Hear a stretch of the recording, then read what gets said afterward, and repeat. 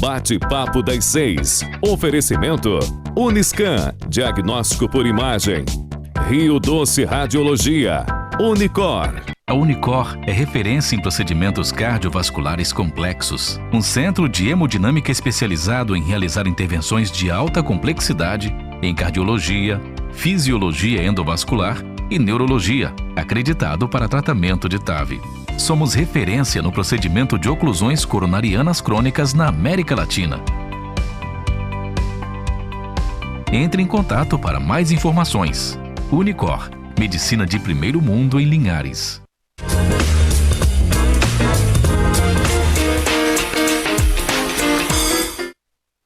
Olá, boa noite a todos. Bem-vindos a mais um programa Bate-Papo das 6, a Quinta da Lei, aqui na TV Sim, seu canal do Espírito Santo, essa da Terra, na Rádio Viva FM 106.1 e no YouTube. Apesar de que o YouTube hoje não está no ar. Queria mandar o link para a galera. Tava hackeado, tá? Tava hackeado, Maria Tereza. Daqui a pouco a gente passa a bola aqui para a bancada, mas estava hackeado o YouTube aqui da Rede Sim. Inclusive o meu pessoal está hackeado, é uma sacanagem que eles fazem. Mas a gente segue aí firme e forte, o da Rede Sim já voltou.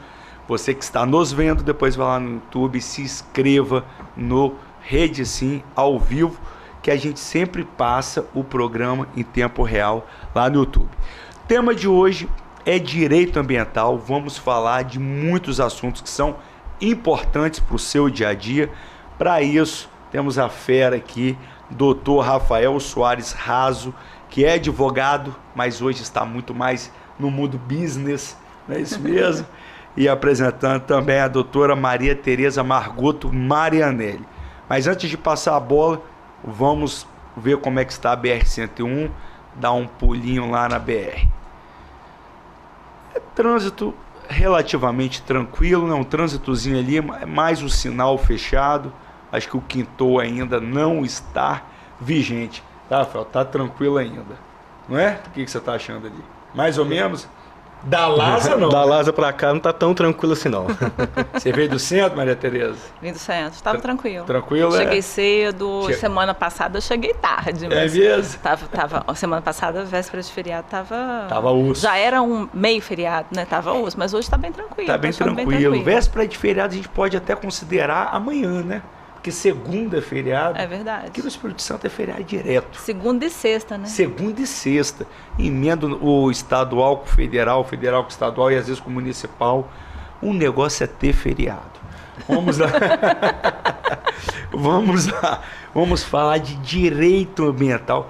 Cara, tem uma pauta aqui recheada de assunto bacana. Então ninguém mais, ninguém menos do que o doutor Rafael. Doutor Rafael, obrigado por ter vindo aqui. Já é a segunda vez. A terceira paga boleto, para quem não sabe. É isso mesmo. Valeu, obrigado por ter aceitado o nosso convite. Eu que agradeço. Boa noite. Boa noite. Prazer é todo meu. Eu acho que tem que pagar o boleto mesmo, porque tá tão bem acompanhado assim. Não é barato, não. Não é fácil, não, né? Doutora Maria Tereza, apresentando aqui mais uma vez a gente, essa parceria 2023, se Deus quiser. Vamos firmes e fortes. Com né? certeza. Boa noite, pessoal. Muito bom estar aqui novamente. Essa Quinta da Lei. Quinta da Lei. Né? Tem que respeitar. Temática maravilhosa com essa fera. É isso Dr. aí. Rafael. Reencontrei hoje, né? Depois de muitos anos. É mesmo? É verdade. Você acredita que eu já conhecia ele? Da onde? De BH. BH? Ah. E por que vocês não estão com a camisa do Galo? Tudo bem? Eu vim na temática. É, eu falei que tinha que vir todo mundo de camisa do Galo, porque é a bancada mais atleticana do Espírito Santo daí, ó, aqui. Pra quem não sabe, eu acho muito difícil alguém não saber o que é Galo que a gente tá falando. É o Clube Atlético Mineiro, porque aqui só, você tá vendo todo mundo sorrindo, é porque todo mundo é Galo. Normalmente é assim, quem é Atlético Mineiro está sempre sorridente, de bem com a vida e feliz. Né, Rafael? Com certeza. Não pude vir com o meu manto sagrado, que eu vim direto do trabalho, mas na próxima vez, com certeza. Como disse, como o Thiago falou outro dia, não, tem todo mundo de terno. De terno. De terno. Para isso, nada mais do que a camisa do Galo. Com certeza. Maria Tereza, vamos perguntar, né? Eu acho essa a temática é maravilhosa, né? Eu já dei uma pista da trajetória dele aqui, ó. Já veio de BH. Não é capixaba, ele é mineiro. É isso aí. Mas já rodou muito, né, Rafael? Já, mais rodado que pneu de caminhão velho. É isso aí. Fala um pouquinho da sua trajetória pra gente, telespectadores. Não sou capixaba de nascença não, mas já estou me tornando também um capixaba de coração, aqui há um pouco mais de 3 anos. Mas eu sou de BH, né, sou formado em Direito. Tenho algumas pós-graduação, estou me formando agora em administração de empresas, formo agora no meio do ano, se a monografia me permitir. Né? Isso aí vai permitir. Com certeza. Eu advogo desde 2006 e sempre em áreas ou com o direito ambiental diretamente ou em áreas relacionadas com o direito ambiental, como direito minerário e direito imobiliário, em que são extremamente, no qual o direito ambiental são áreas muito interligadas e uma área extremamente relevante. Hoje você não consegue trabalhar com direito minerário ou com direito imobiliário sem ter ao lado o direito ambiental. Ele é importantíssimo para qualquer projeto, tanto de mineração, loteamento, compra de terras, tudo hoje é importantíssimo a gente ter o direito ambiental ao nosso lado. De lá para cá, trabalhei um pouquinho no Pará, na área de direito imobiliário, regularização de terras, direito fundiário. Depois voltei para BH, trabalhando em algumas mineradoras. Depois tive a oportunidade também de trabalhar com consultoria nessa área, até que tive a oportunidade de mudar para a belíssima cidade de Linhares, há 3 anos atrás, para ser um executivo da LASA Bioenergia, que é uma empresa que produz energia a partir de bioativos, né? Então, é uma energia renovável, tanto em combustível, gás e eletricidade. Então, é uma empresa muito voltada e com muito respeito à área ambiental. Muito bacana. Então, a gente está falando dessa temática, né, do meio ambiente. Como que você enxerga, Rafael, a questão, né, essa temática meio ambiente no Brasil hoje, né? A gente sabe que vem sendo muito discutido e ela, na verdade, como você falou, a gente não consegue trabalhar em diversas áreas se não observar o meio ambiente. Como você está vendo esse progresso? Para onde você acha que a gente está caminhando? Eu acho que o caminho é bom, ainda falta muito para a gente estar realmente desenvolvido. Mas se você for olhar o direito ambiental, essa temática ambiental da forma que nós conhecemos hoje, ela começou na Europa, Estados Unidos, por volta da década de 60 e 70.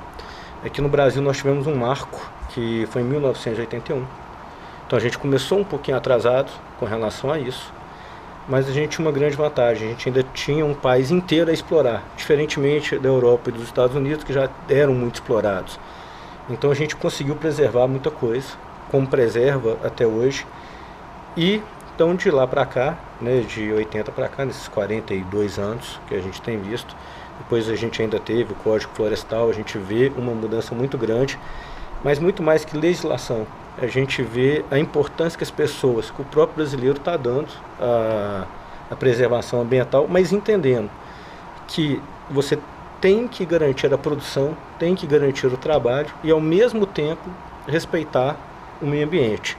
Então, eu acho que o grande desafio que a gente tem e que o Brasil está aprendendo, e eu acho que está, em certo ponto, até mais avançado do que outros países do mundo, é conseguir aprender a explorar, mas explorar de uma forma que você respeita o meio ambiente.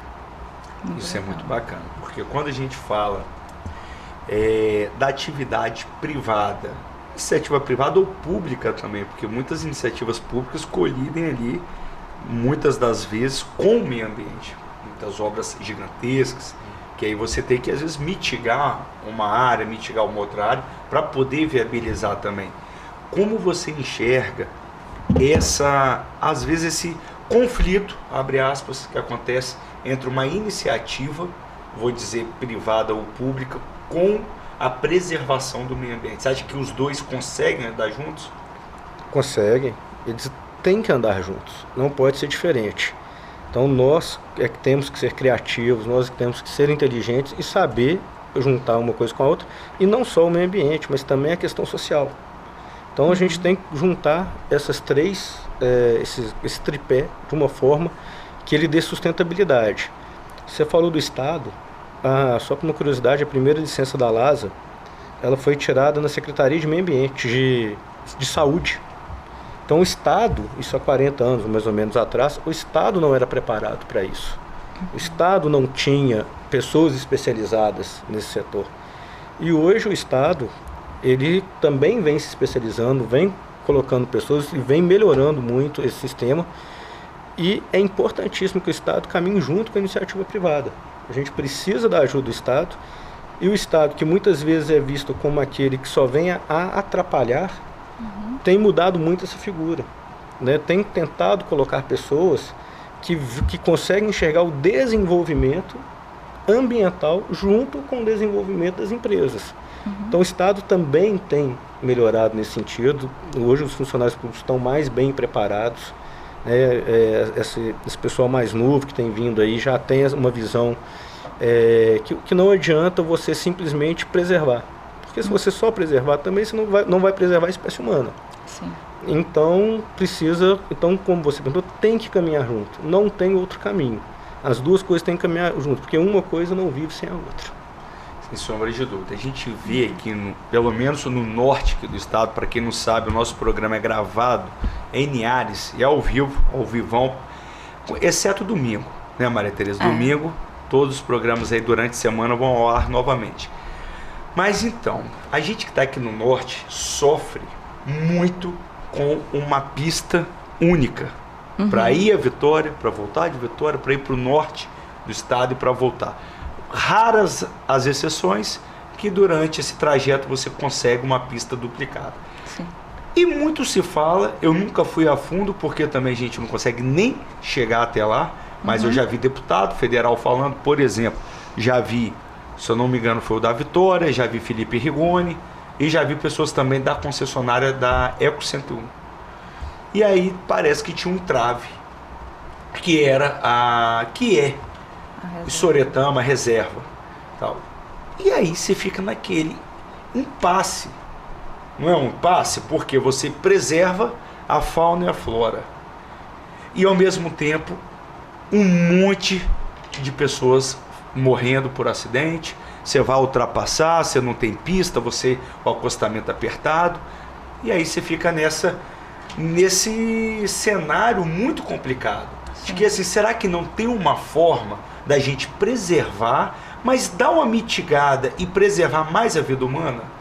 Como conciliar isso, né? Como conciliar? Porque o desenvolvimento humano com a preservação ambiental e o desenvolvimento de infraestruturas que são necessárias para a preservação dos dois. E que você aí não tem achismo, você tem fatos. Sim. Os acidentes ali são corriqueiros, as mortes são corriqueiras. E você vai para Guarapari, por exemplo, Guarapari para o sul do estado, tá tudo duplicado. Aí aqui é uma vergonha igual a gente vê há muitos anos. Sim. Então assim, que você... Uma opinião, a gente nem falou sobre isso antes, né? Mas assim, estou trazendo porque eu acho que é essa conciliação entre o meio ambiente com a necessidade humana também. Desenvolvimento, né? Desenvolvimento humano. Eu acho que a gente acaba... Parece que está colidindo, mas na verdade, como o Rafael falou, tem que andar junto. Para crescer, tem que andar junto. E vamos lembrar que a urbanização, a tendência dela é só aumentar, porque a longevidade está aí. As pessoas vivem mais hoje. Então, cada vez mais o globo terrestre vai estar tem que se preparar para urbanizado, né? Então, como que é isso? Não, vejam só, eu conheço esse problema, né? Já estou aqui há 3 anos, também já me falaram dessa questão da reserva florestal da Vale, que ela não pode ser mexida. Aí é o que eu falo, né? O bom senso tem que prevalecer em tudo. Você falou de acidentes. Acidentes não preservam só vidas, eles preservam, a ausência de acidentes preserva inclusive o meio ambiente. Então, quanto que de óleo não derrama numa questão dessa, o quanto que a vida animal não pode ser afetada. Eventualmente, nos rios que passam à beira da estrada, se cair um óleo diesel de um caminhão desse, que carrega 100 litros de diesel no seu tanque e alguns muito mais. Então, e aí? A gente vai estar matando também a vida animal. Por quê? Porque você não tem uma estrada segura Você tende a emitir mais poluentes, porque freia, acelera do que uma estrada que você consegue desenvolver, e às vezes as pessoas esquecem de olhar os dois lados, né? E talvez seja esse aí o problema. Eu, numa análise muito praticista da coisa, pouquíssimo técnica, olha, a estrada está aqui. Quanto que eu preciso para abrir ela? Represerva o dobro para trás. Eu vejo, não, vamos fazer um anel, vamos passar uma ponte, vamos fazer isso, vamos fazer aquilo. Além do custo talvez tornar a obra praticamente inviável, e o dano ambiental de toda essa obra que a gente está falando. Entendeu? Mas tem todo um biossistema ali. Eu sei, mas você está falando de alguns metros para cá, alguns metros para lá, que você pode preservar em dobro, em triplo para trás da própria floresta. Então eu acho que tem caminhos aí que podem ser mais fáceis. Agora é um estudo muito técnico e realmente eu não sou a pessoa mais preparada do mundo para analisar não, mas olhando o olhar crítico de quem vê de fora, me parece bem simples de resolver. E ali realmente é uma situação. Eu já fiquei parada esperando indo para Jaguaré, né? Eu já fiquei parada esperando uma preguiça atravessar a pista. Parou o trânsito todo, assim. A preguiça atravessar, e foi uma boa alma e tal, recuperou a preguiça. Isso aí, preguiça. Mas você, ali, e apesar, né, da sinalização, de tudo, que você vê as pessoas desrespeitando o tempo inteiro. Colocaram agora um radar ali, né? Mas mesmo assim as pessoas cortam a velocidade altíssima, né? Então realmente tem que compatibilizar os interesses, né? E a própria questão de você andar em pista única o tempo todo deixa o motorista mais nervoso. Aí ele vai fazer uma ultrapassagem imprudente. Eventualmente está atravessando um animal. Pode acontecer um grande acidente. Por que não talvez fazer uma passagem abaixo da pista? Para os animais terem segurança para passar. Inclusive foi uma solução que já foi dada em alguns lugares, né? Acho que no estado do Rio, em Minas, né? Já teve essa solução, né? Tem essas e tem aquelas suspensas também para animais como macacos e tal, que também, né, que preferem passar por estruturas que são suspensas. Sim. Então tem tanto abaixo e tanto acima. Pode fazer as duas. Sim. E um negócio que até hoje a gente está nesse embrolho, não anda. A gente, infelizmente, você vai para Vitória. Antes, quem é daqui há muito tempo, era 1h30. 1h30, no máximo 1h40. Hoje você não consegue mais se programar, né? Eu e Maria Tereza fomos essa semana a Vitória. Se você não sai 4h30 da manhã, você está fadado a chegar 10 da manhã, você faz 5 horas daqui até lá. Algo absurdo, e tudo corrobora. O trânsito que você pega em serra, mas principalmente uma estrada onde você não tem uma via dupla. E quando for fazer a via dupla, talvez os meus netos conseguirão ver isso daí, vai precisar da tripla, porque demora tanto, e aí a dupla depois sequer vai atender às necessidades da população. O ponto eletrônico já chamou aqui, é um intervalo. Se você quiser, fique à vontade, pode mandar pergunta aqui pra gente. O telefone é 996224547. É um minutinho, voltamos já.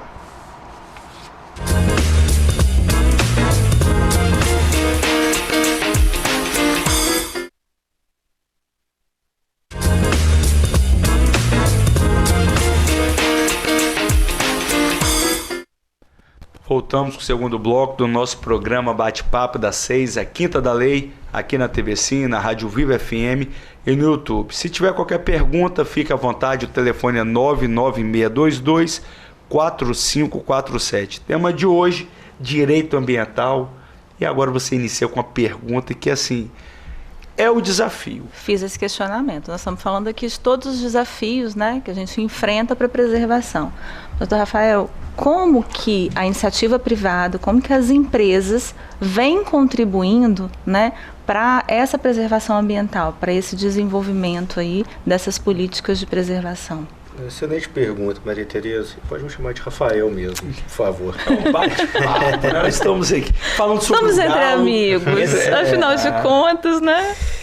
O que acontece? Posso dar um exemplo da empresa na qual eu trabalho, que eu acho que é um grande exemplo, né? Como eu já comentei no início, a gente trabalha com bioenergia, então por si só o nosso negócio é um negócio sustentável, ambientalmente falando, mas hoje ele é praticamente um ciclo fechado. O que eu quero dizer com isso? A gente planta a cana, a gente depois industrializa os produtos, né? Fazendo do bagaço a gente faz energia elétrica, do caldo a gente faz o biocombustível, né? E depois ainda a gente consegue gerar o gás carbônico. Então, dali, os rejeitos que saem, a maior parte dos rejeitos que saem, eles vão na vinhaça, que é um líquido, que é um rejeito do nosso processo produtivo. Essa vinhaça ela é muito rica em potássio, então ela é excelente para a cana, para a produção da cana, para o crescimento da cana. Então a gente pega toda essa vinhaça e joga ela na nossa cana para que a gente tenha o benefício da cana crescer mais. Ou seja, o nosso rejeito ele é utilizado como adubo, em resumo. Então você tem essa grande vantagem. A gente investiu, a empresa, né, investiu numa caldeira nova, que hoje gera bem menos resíduo, quanto que é uma palha. Esse resíduo também, um pozinho, também é jogado na cana e também ajuda a enriquecer o solo. Então é um outro fator que ajuda a gente. E outras atitudes que a empresa toma. Reserva legal, respeita as áreas de APP. Hoje a nossa colheita é 100% mecanizada, então não tem que se falar em colocar fogo em cana. Então a Lasa hoje não coloca fogo na cana dela. A gente está trabalhando com um circuito parcialmente fechado de água, mas a gente está investindo para trabalhar com ele 100% fechado. O que eu quero dizer com isso? Hoje quase toda a água que é utilizada no processo industrial, ela é reutilizada. Quando nós fecharmos esse circuito, não vai ser 100%, porque tem uma parte que evapora, mas vai ser praticamente a totalidade, vai ser reaproveitada da água. Ou seja, além da gente ter análises químicas de solo, análises de água, tanto das águas das lagoas que a gente preserva, quanto das águas dos poços. Então, hoje, a gente tem monitoramento de clima, isso tudo ajuda na preservação do meio ambiente. Então, hoje uma empresa como a nossa, obviamente que a gente ainda tem desafios a superar, e sempre vai ter, e sempre tem aonde a gente melhorar, mas eu posso dizer assim, sem medo de errar, que a nossa empresa ela trabalha junto com o meio ambiente, e não em desfavor a ele, entendeu? E, como eu falei, o biocombustível hoje tem aquela... Muita gente hoje defende o carro elétrico e tal, eu não vou entrar muito no mérito da questão, mas o carro elétrico é uma ideia que vem de fora do Brasil para quem vende carro elétrico.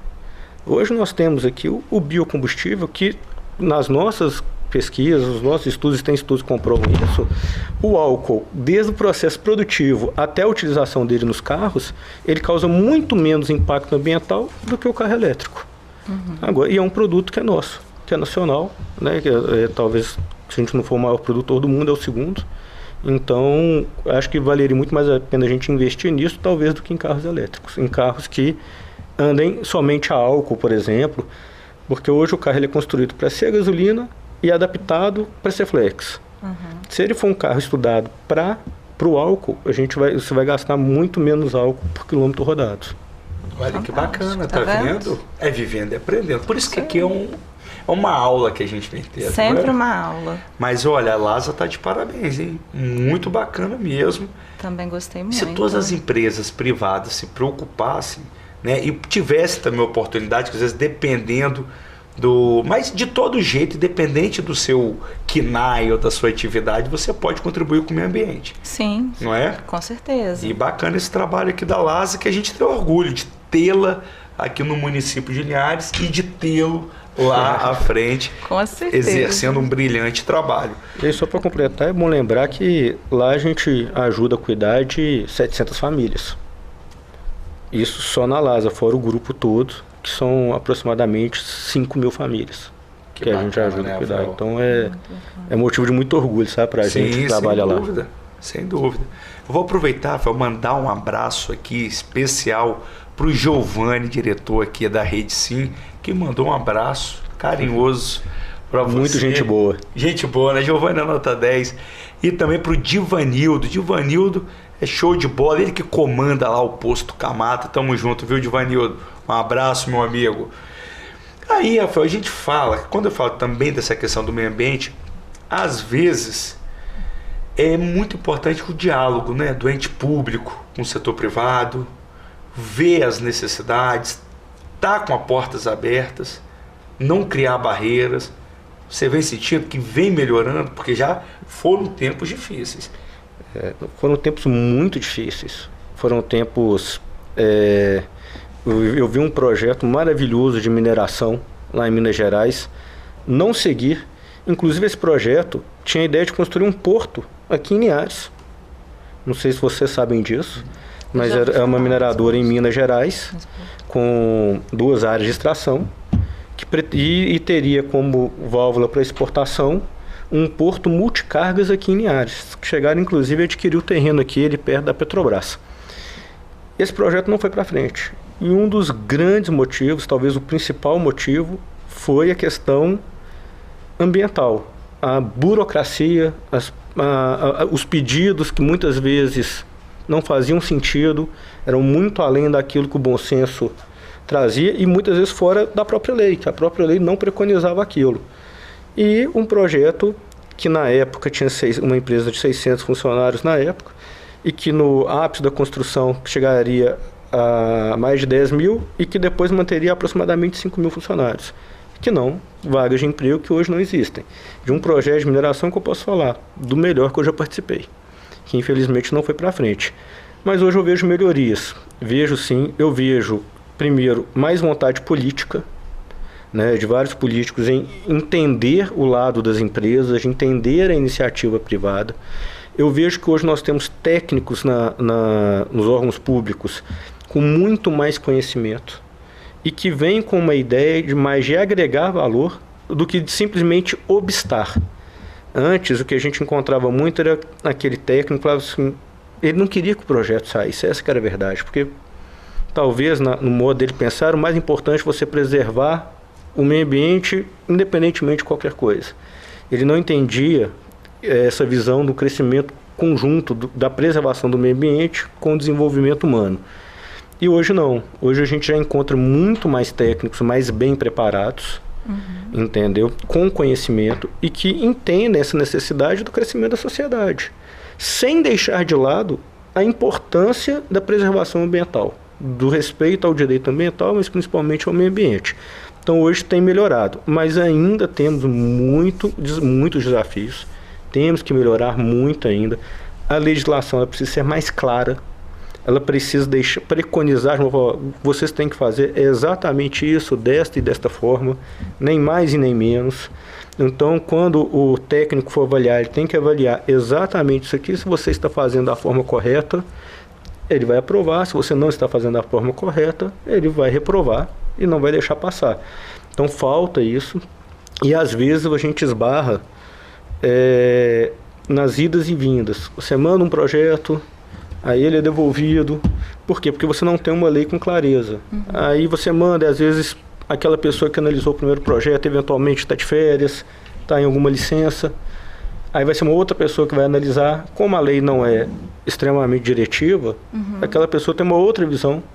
Não quer dizer que ela está errada ou que a primeira esteja certa, não quer dizer absolutamente nada. Só quer dizer que, às vezes, pessoas têm visões diferentes, em interpretações diferentes. E isso prejudica muito quem está tentando trabalhar, quem está tentando construir. E aí você causa prejuízo financeiro, causa prejuízo de tempo e muitas vezes inviabiliza o projeto, como o caso que eu contei atrás. Então, vi sim melhorias, existem melhorias, os governos estão mais preocupados com isso, os técnicos estão melhor preparados, mas a gente precisa preparar ainda mais esses técnicos e precisa desburocratizar e deixar claro quais são as regras. E não podem ser regras impeditivas. Você não pode colocar uma regra que o custo para você fazer a compensação ambiental, respeitar o direito ambiental, seja mais alto que o projeto em si, porque ele vira inviável economicamente. Então tem que ter um critério, né, ali para que você respeite o meio ambiente e até preserve. Muitas vezes eu falo o seguinte: quem hoje no Brasil quem mais preserva a área, por incrível que pareça, é o agronegócio. Todo mundo acha que o agronegócio é o que destrói, e não estou falando aqui porque eu trabalho numa agroindústria, mas pega quantos hectares de áreas São 5 mil hectares de área preservada pela LASA, aqui dentro do município de Linhares. Cada fazendeiro tem que dar no mínimo 20%, cada agronegócio tem que dar no mínimo 20% da área dele. Entendeu? Hoje, isso nas regiões como a nossa. Você vai para a região amazônica, 80%. Pantanal, agora eu não me recordo o que preconiza o código, mas também é bem maior do que os 20%. Então hoje e essas pessoas, elas não apenas deixam de trabalhar naquela área, elas efetivamente preservam. Elas tiram plantas invasoras, colocam plantas nativas, reflorestam, trazendo ao que era antigamente, como era o natural daquele local, e são obrigadas, por lei, a efetivamente preservar. Não é simplesmente deixar lá de lado, tem que cuidar, tem que tomar conta, não pode deixar invadir, não pode, se colocar fogo tem que apagar. Então isso tudo faz parte. E aí eu pergunto a vocês, qual outro setor que faz isso? Da sociedade. Então hoje o maior protetor do meio ambiente no Brasil é o agronegócio. E infelizmente a cultura que a gente tem vê o agronegócio como um vilão. E aí defendendo um pouquinho mais, trazendo um pouco, vendendo o nosso peixe aqui, Thiago, hoje a tecnologia de produção agrícola no Brasil ela é espetacular. O que se consegue produzir por hectare, seja de cana, que é o nosso negócio, seja de soja, de algodão e de vários outros, o Brasil é uma potência. O Brasil consegue, em pequenos espaços, produzir muito. Não, mas a gente produz milhões de hectares. É verdade. Mas em cada hectare a gente tem uma produção altíssima. Entende? Então, assim, que nenhum país europeu alcança a gente. Então, em nenhum em nenhum tipo de me fugiu a palavra agora, mas de agricultura. Então, assim, hoje o Brasil ele tem que ser referenciado por ser um preservador ambiental. E o que eu vejo é a gente ser atacado e muito. É um contrassenso enorme. Nós temos que entender isso. Nós brasileiros, nós temos que entender isso para que a gente possa mudar esse discurso que é colocado contra a gente. Isso aí. Perfeito. Muito bem, eu concordo em gênero, número e grau. Maria Tereza, então, pode falar. Não só que você falasse rapidinho por ter sido procuradora-geral de Jaguaré e ter vivido também dentro do poder público, você percebeu essa melhora de comunicação do público com o privado? Então, Thiago, busca-se, né, porque a gente chegou num ponto, que eu sempre te falo isso, temos que entender que as cidades, que os municípios, que o Estado só cresce por meio de investimento do setor privado. Então não adianta a gente brigar com o privado, né? O setor público ele tem que abraçar o setor e fazer contrapartidas, concessões e receber os benefícios, né? Nós estamos crescendo todos juntos. Hoje, assim, eu acho que o grande desafio do setor público realmente é capacitar o servidor, né? Capacitar e fazer concurso, mas ter no seu quadro de funcionários pessoas que consigam realmente analisar de forma técnica, né, as questões. E o Rafael estava falando da questão da normatividade, das normas, né? Hoje a gente trabalha com leis ambientais, com o PDM, com uma série de leis urbanísticas, de leis ambientais que não dialogam entre si. Então você não tem essa coesão, né, do sistema jurídico. Isso, para o operador, para o setor privado, é extremamente desgastante, porque você não sabe com quem você está falando. Você recebe uma resposta de um servidor e vai receber uma resposta completamente diferente de outro. Então, esse diálogo ele precisa ser feito. As leis elas têm que dialogar entre si. E aí, você até esteve lá na audiência pública, né, do desenvolvimento interbairros que aconteceu aqui em Linhares. A participação da sociedade é extremamente necessária nesse ponto, de todos os setores da sociedade. Por quê? Porque é assim que a lei tem que ser construída. Mas falta técnica hoje, né? A gente já conversou sobre isso, inclusive a professora Daniela Libório, que é um grande nome do direito urbanístico, e ela trata dessas leis, das normas das cidades, né, dos espaços urbanos. A gente estava conversando exatamente sobre isso numa reunião do Ibradim. que hoje essa técnica, né, ela não vem sendo observada, e a necessidade desses profissionais que vão fazer esse trabalho de coesão, de norma, de analisar a cidade, de analisar o município em si e tratar desses setores, né, de forma integrada, é extremamente necessário. Por quê? Pelo que a Rafael estava falando aqui, a empresa traz uma série de benefícios para o município, para as pessoas que trabalham lá. E o que o município tem dado? Né? O município não, o Estado, né, tem contribuído para essas empresas. Porque você pode, de alguma forma, criar incentivos. Né? Esses incentivos, aqui no município, eu vejo, existem muitos incentivos para as empresas que são ambientalmente corretas, né? Você tem uma série de benefícios, mas isso não é uma realidade no Brasil, né? Nem todo mundo tem esse olhar.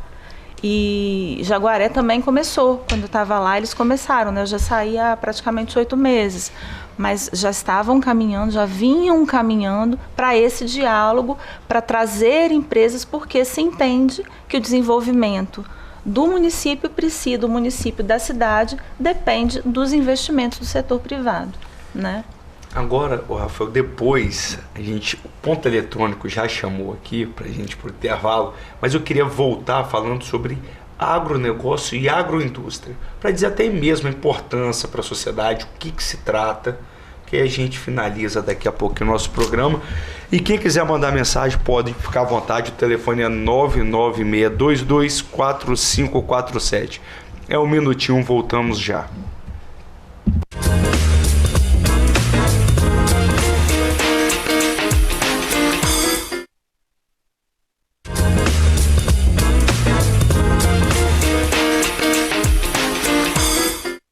Voltamos com o nosso terceiro e último bloco do programa Bate-Papo das 6, Quinta da Lei, aqui na TV Sim, na Rádio Viva FM e no YouTube, que hoje nós não estamos firmes e fortes, mas semana que vem já estará tudo ok.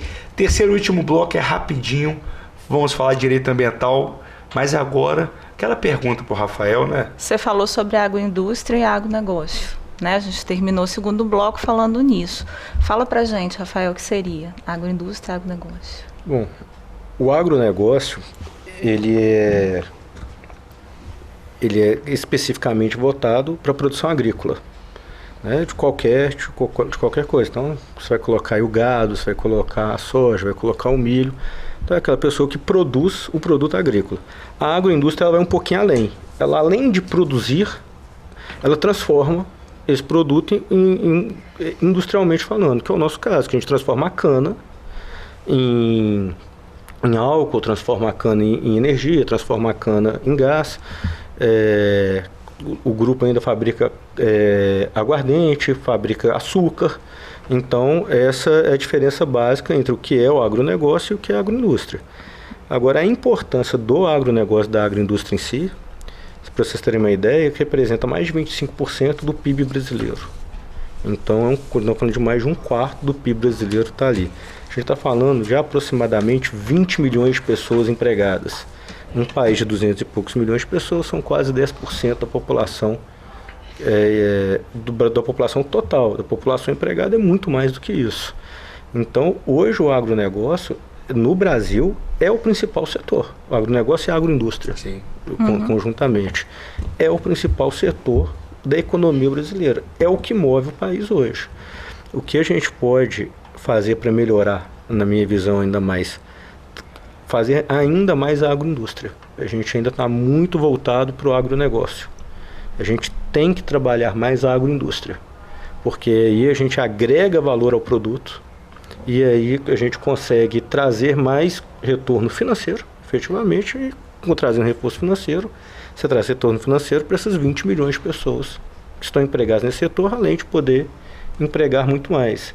Então, acho que o grande desafio do Brasil hoje é industrializar o seu agronegócio. Fazendo isso, a gente tem uma tendência a potencializar muito as nossas riquezas aqui dentro. Hoje, Rafael, você entende que o agro como um todo vive um bom momento ou não? Sim, não, a gente vive um grande momento, mas agora a gente está com algumas preocupações. A gente está vendo a economia mundial cair, a gente está vendo essa guerra da Rússia com a Ucrânia que não acaba, e de lá vem vários minerais que nos ajudam a enriquecer o nosso solo, que nós não temos aqui. A gente está vendo também um crescimento muito grande esse ano do movimento sem terra. Isso tira a segurança jurídica do negócio, né? E não estamos mais podendo falar pelos fatos que eles estão invadindo somente áreas que são eventualmente não são produtivas. A gente viu a invasão da fazenda da Suzano, né? É uma empresa altamente produtiva. A gente tem aqui perto, no sul da Bahia, invasão de várias fazendas produtivas. Então é algo que vai tirando a nossa segurança no nosso trabalho. Afinal de contas, nós precisamos de terra para trabalhar. E, inclusive, está faltando muito trabalhador. A gente precisa, está muito difícil a gente conseguir mão de obra para trabalhar. Ou seja, falta de trabalho não é. Entendeu? Então, acho que a gente precisa ter algumas medidas, não apenas de combate ao movimento, mas de trazer solução a esse movimento. E o agronegócio em si está com escassez de mão de obra, precisando dessas pessoas, dessa mão de obra. E eles estão, eventualmente, invadindo terras que não são deles, invadindo propriedades privadas, né? Atos ilegais, às vezes de forma desordeira, às vezes de forma violenta, não sempre, né? Vamos deixar isso claro. Mas a gente precisa ter uma segurança jurídica, porque a gente precisa trabalhar. A gente precisa ter certeza que o que a gente plantou, literalmente o que a gente plantou, a gente vai colher. E isso hoje no Brasil começa por esse início desse ano, pelo que a gente está vendo aí, pelos fatos que ocorreram, né? Não estou aqui inventando nada. E isso nos preocupa. Isso tem nos preocupado. E fora essa recessão mundial que tem vindo aí. E recessão é ruim para todo mundo. É fácil não, né, Maria Tereza? Não é fácil, não. Lembrando só que o direito à propriedade privada está coladinho ali ao direito à vida na Constituição Federal, no seu artigo 5º. E aí o que minimamente se espera das autoridades públicas é que sejam enérgicas quando algum crime é cometido, tal como um desses, que é a invasão de terra, que é um crime constitucionalmente previsto. É importante, desculpa até te interromper, mas bem rapidamente, a propriedade privada, ela é integrada à democracia. Sim. Sem propriedade privada, você não tem democracia. Exatamente. Não existe democracia sem você ter o seu direito à sua propriedade. Então, ela é tão importante para a democracia quanto a liberdade. Sim. Então, se a gente abrir mão do direito à propriedade, nós estamos ao mesmo passo abrindo mão da nossa democracia. Com certeza. E mais uma colocação, né? Essas propriedades, elas cumprem função social, porque hoje a propriedade no Brasil não é absoluta, né? Já deixou de ser absoluta há muito tempo. Então, você questionar o direito de propriedade de uma propriedade que cumpre função social, né? Isso é realmente... E cumpre muito bem, sim, né? A função dela. E cumpre, assim, o que eu acho também, Maria Tereza, apesar de não ser um direito absoluto, a propriedade privada, os governantes têm que estar preparados para o seguinte: se a propriedade não é ali produtiva ou algo do tipo muito grande, mas não produz nada, muitos anos, etc., o poder público sentar para conversar e ver o que vai fazer e não sair invadindo. Com certeza. E a própria legislação já prevê isso. Com certeza. Própria legislação já tem os mecanismos para que o próprio Estado, demonstrando que aquela área não é produtiva, possa aumentar impostos, possa eventualmente até mesmo desapropriar. Então você não tem que ter sua área invadida para isso. Para isso existe o Estado que vai zelar por essas pessoas que eventualmente precisam, mas respeitando aquilo que a lei já preconiza. Com certeza. Então é o Estado que tem que fazer isso, e não uma invasão de propriedade, que é um crime. Perfeito. Agora, o bate-papo é tão bom que passa rápido. A hora que eu vi aqui, eu olhei quase 7 horas. Então a gente já acabou. Poxa, foi no tapa, né, Rafael? Foi rapidinho, foi muito bom, novamente. Aqui, muito obrigado por ter aceitado o convite, estar aqui com a gente, falando sobre esse tema tão importante para a sociedade brasileira. Não, agradeço demais. Se quiser me convidar para ser só ouvinte também, eu venho com todo prazer, porque realmente é muito gostoso estar aqui. Então agradeço a oportunidade de estar aqui novamente. E só para não deixar passar, vamos ser campeão da Libertadores esse ano. Vamos, Libertadores é nossa. Com certeza. Agora eu encontrei companheiros para assistir o jogo. Companheiros, isso mesmo. Afinal de contas, eu falo que todo mundo que mora em BH há 15 anos, né? E você volta, não tem ninguém para assistir o jogo do Galo. É sacanagem. Vamos levar a Maria Tereza no grupo dos atleticanos. Temos que colocar lá. E temos que começar a assistir mais jogo juntos. Isso mesmo, verdade. Maria Tereza, mais um programa aqui, Firmes e Fortes, né? Bom demais. Sempre a gente aprendendo a cada programa. E assim é muito gostoso, né? Esse nosso bate-papo. Nem parece que a gente está aqui ao vivão na TV. Parece que é uma roda entre amigos. Muito bom, muito obrigada, Thiago. Obrigada, Rafael. Adorei te ver aqui, né? Afinal de contas, eu já sabia, Rafael estava em Linhares, mas não sabia a gente encontrar mesmo, a gente acabou não encontrando. Muito bom estar com vocês novamente. Quinta-feira que vem a gente está de volta, se Deus quiser. Véspera de feriado. Véspera de feriado. Não vai fugir, não, hein? Não vai fugir, não, hein? Pelo amor de Deus, hein? Galera, muito obrigado a todos que ficaram até o final, que nos prestigiaram. Tá? Lembrando que amanhã tem reprise de 6 às 7 da manhã. Domingo, a partir das 15 horas, os programas que passaram durante a semana vão ao ar novamente. E aquela mensagem de sempre, né, pra gente fechar a nossa quinta com chave de ouro, que os programas Bate-Papo das 6 são de terça a sexta, mas só a quinta é a da lei. Fique com Deus, boa noite a todos.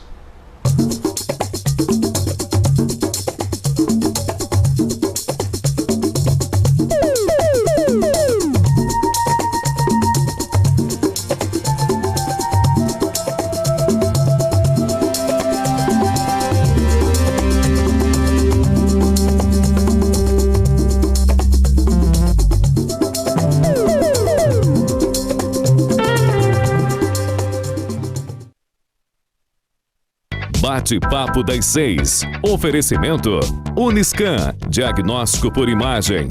Rio Doce Radiologia. Unicor.